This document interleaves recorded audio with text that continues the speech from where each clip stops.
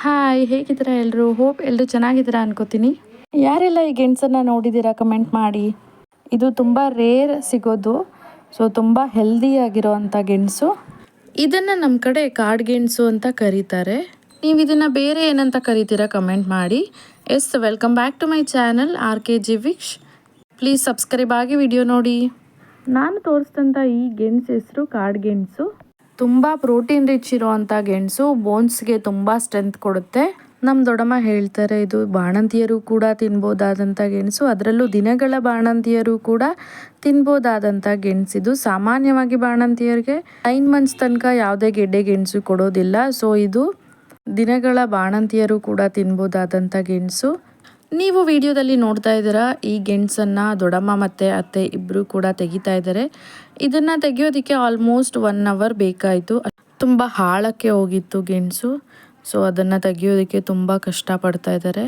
ಇದು ಒಂದೇ ಅಂತಲ್ಲ, ಎಲ್ಲನೂ ಕೂಡ ಅಷ್ಟೇ ಕಷ್ಟಪಟ್ಟು ಬೆಳಿಬೇಕು, ಕಷ್ಟಪಟ್ಟು ಮಾಡಿ ತಿನ್ನಬೇಕು. ಸೊ ಯಾರೂ ಕೂಡ ಫುಡ್ಡನ್ನು ವೇಸ್ಟ್ ಮಾಡಬೇಡಿ ಅಂತ ಹೇಳ್ತೀನಿ.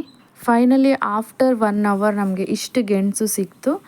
ಇದನ್ನು ತೆಗಿಯೋದಕ್ಕಷ್ಟೇ ಅಲ್ಲ, ವಾಶ್ ಮಾಡೋದು ಕೂಡ ತುಂಬ ಕಷ್ಟ. ಯಾಕೆಂದರೆ ಇದು ಮೇಲ್ಗಡೆ ಸಿಪ್ಪೆ ಏನಿರುತ್ತೆ ಅದು ಸ್ಕಿನ್ಗೆ ಟಚ್ ಆದರೆ ಹಿಚಿಂಗ್ ಆಗುತ್ತೆ, ನೆವೆ ಆಗುತ್ತೆ. ಸೊ ಹಾಗಾಗಿ ಇದನ್ನು ವಾಶ್ ಮಾಡೋಕ್ಕೂ ಮುಂಚೆ ಕೈಗೆ ಹರಳೆಣ್ಣೆ ಹಚ್ಕೊಂಡು ವಾಶ್ ಮಾಡಬೇಕು. ಸೊ ನಾನು ಮಾಡ್ತೀನಿ ಅಂದರು, ನನ್ನ ಹತ್ರ ಕೊಡಲಿಲ್ಲ, ಅವರೇ ಎಲ್ಲ ಕ್ಲೀನ್ ಮಾಡಿದ್ರು. ಯಾರ್ಯಾರೆಲ್ಲ ಈ ಗೆಣಸನ್ನು ನೋಡಿದ್ದೀರಾ, ತಿಂದಿದ್ದೀರಾ ಆಲ್ರೆಡಿ, ಹೇಗಿದೆ ಅಂತ ಕಮೆಂಟ್ ಮಾಡಿ. ಹೆಲ್ತ್ ವೈಸು ತುಂಬ ಒಳ್ಳೆಯದು. ಸೊ ಯಾರಿಗಾದರೂ ಸಿಕ್ಕಿದ್ರೆ ಯಾರೂ ಕೂಡ ಬೇಡ ಅಂದೇ ತಿನ್ನಿ. ಇದನ್ನು ತುಪ್ಪದ ಗೆಣಸು ಅಂತ ಕೂಡ ಕರೀತಾರೆ, ಹಾಗೆಯೇ ತೋಟದ ಗೆಣಸು ಅಂತ ಕೂಡ ಕರೀತಾರೆ. ಸೊ ನೋಡ್ತಾ ಇದ್ದೀರಾ ನೀವು ವಿಡಿಯೋದಲ್ಲಿ ಎಷ್ಟು ಕಷ್ಟಪಟ್ಟು ವಾಶ್ ಮಾಡ್ತಾ ಇದ್ದಾರೆ. ಇದನ್ನು ತೆಗಿಯೋದಕ್ಕೆ 1 hour ಆದರೆ ಇದನ್ನೆಲ್ಲ ತೆಗೆದು ನೀಟಾಗಿ ಕ್ಲೀನ್ ಮಾಡಿ ವಾಶ್ ಮಾಡ್ಕೊಳ್ಳೋದಕ್ಕೆ 1 hour ಆಯಿತು. ಸೊ ನೀವು ನೋಡ್ತಾ ಇದ್ದೀರಾ ವಿಡಿಯೋದಲ್ಲಿ ಎಲ್ಲ ನೀಟಾಗಿ ವಾಶ್ ಮಾಡಿಕೊಂಡು ಚಾಕುನಲ್ಲಿ ಸಿಪ್ಪೆ ಎಲ್ಲ ತೆಗಿತಾ ಇದ್ದಾರೆ.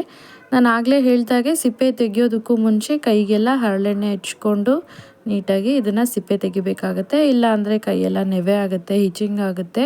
ಸೊ ಹಾಗಾಗಿ ಹರಳೆಣ್ಣೆ ಹಚ್ಕೊಂಡು ಸಿಪ್ಪೆ ತೆಗಿಬೇಕಾಗತ್ತೆ. ಸೊ ನೋಡ್ತಾ ಇದ್ದೀರಾ ನೀವು, ಫೈನಲ್ ಆಗಿ ಇಷ್ಟು ಗೆಣಸು ಸಿಕ್ಕಿದೆ ನಮಗೆ. ನೋಡಿ 2 hours ಕಷ್ಟಪಟ್ಟಿರೋ ಪ್ರತಿಫಲ ಇದು. ಇದನ್ನು ಚಿಕ್ಕದಾಗಿ ಕಟ್ ಮಾಡಿಕೊಂಡು ಒಂದು ಪಾತ್ರೆಯಲ್ಲಿ ಹಾಕ್ಕೊಳ್ಬೇಕು. ಇದರಿಂದ ಸಾಕಷ್ಟು ರೆಸಿಪಿಗಳು ಕೂಡ ಮಾಡ್ತಾರೆ. ಸೊ ಅದನ್ನು ನೆಕ್ಸ್ಟ್ ವೀಡಿಯೋಸಲ್ಲಿ ತೋರಿಸ್ತೀನಿ. ನಾನು ಈಗ ನಾವು ಏನು ಗೆಣಸನ್ನ ಬೇಯಿಸ್ಕೊಂಡು ಡೈರೆಕ್ಟಾಗಿ ತಿಂತೀವಲ್ಲ ಅದೇ ಥರ ಮಾಡ್ತಾಯಿದ್ದೀವಿ. ಸ್ವೀಟು ಮತ್ತು ಖಾರ ಎರಡೂ ಥರನೂ ತಿನ್ಬೋದು ಇದನ್ನು. ಈ ವಿಡಿಯೋ ಲಾಸ್ಟಲ್ಲಿ ಅದನ್ನು ನಾನು ತೋರಿಸ್ತೀನಿ ಹೇಗೆ ಅಂತ. ಹಚ್ಚಬೇಕಾದ್ರೆ ನೋಡ್ತಾ ಇದ್ದೀರಾ ನೀವು, ಎಳೆ ಥರ ಬರ್ತಾ ಇದೆ. ಸೊ ಅದೇ ನಮಗೆ ಸ್ಕಿನ್ಗೆ ಟಚ್ ಆದರೆ ಇಚಿಂಗ್ ಆಗೋದು. ಸೊ ಈಗ ಹಚ್ಚಿದಾಗಿದೆ, ಒಂದು ಪಾತ್ರೆಯಲ್ಲಿ ಹಾಕ್ಕೊಂಡು ನೀರು ಹಾಕ್ಕೊಳ್ತಾ ಇದ್ದೀವಿ. ಇದಕ್ಕೆ ನಾರ್ಮಲಾಗಿ ಹಾಕೋದಕ್ಕಿಂತ ಸ್ವಲ್ಪ ಜಾಸ್ತಿನೇ ನೀರು ಹಾಕ್ಕೊಂಡು ಬೇಯಿಸ್ಕೊಳ್ಬೇಕು. ಸೊ ನೋಡಿ, ಈಗ ಪಾತ್ರೆ ತುಂಬ ನೀರು ಹಾಕ್ಕೊಂಡು ಸ್ವಲ್ಪ ಉಪ್ಪನ್ನು ಹಾಕ್ಕೊಳ್ತಾ ಇದ್ದೀವಿ. ಒಂದು 1/4 ಸ್ಪೂನಷ್ಟೇ ಹಾಕ್ಕೊಂಡು 15 minutes ಬೇಯಿಸ್ಕೊಂಡ್ರೆ ಗೆಣಸು ರೆಡಿ ಆಗುತ್ತೆ. ನೋಡಿ, ಇದು ಬೆಂದಿರೋವಂಥ ಗೆಣಸು ತುಂಬ ಟೇಸ್ಟಿಯಾಗಿರುತ್ತೆ. ಇದಕ್ಕೆ ನಾವು ಸಕ್ಕರೆ ಹಾಕ್ಕೊಂಡು ಬೇಕಾದರೂ ತಿನ್ಬೋದು, ಅಥವಾ ಕಾಯಿ ಚಟ್ನಿ ಮಾಡಿಕೊಂಡು ಕೂಡ ತಿನ್ಬೋದು. 2 ರೀತಿಯಾಗಿ ತಿನ್ಬೋದು, ಸ್ವೀಟು ಮತ್ತು ಖಾರ. ಇಷ್ಟು ಹೇಳ್ತಾ ಈ ವಿಡಿಯೋನ ಮುಗಿಸ್ತಾ ಇದ್ದೀನಿ. ನೀವಿನ್ನೂ ನನ್ನ ಚಾನಲ್ಗೆ ಸಬ್ಸ್ಕ್ರೈಬ್ ಆಗಿಲ್ಲ ಅಂದರೆ ಪ್ಲೀಸ್ ಸಬ್ಸ್ಕ್ರೈಬ್ ಆಗಿ ವಿಡಿಯೋ ನೋಡಿ. Thank you for watching.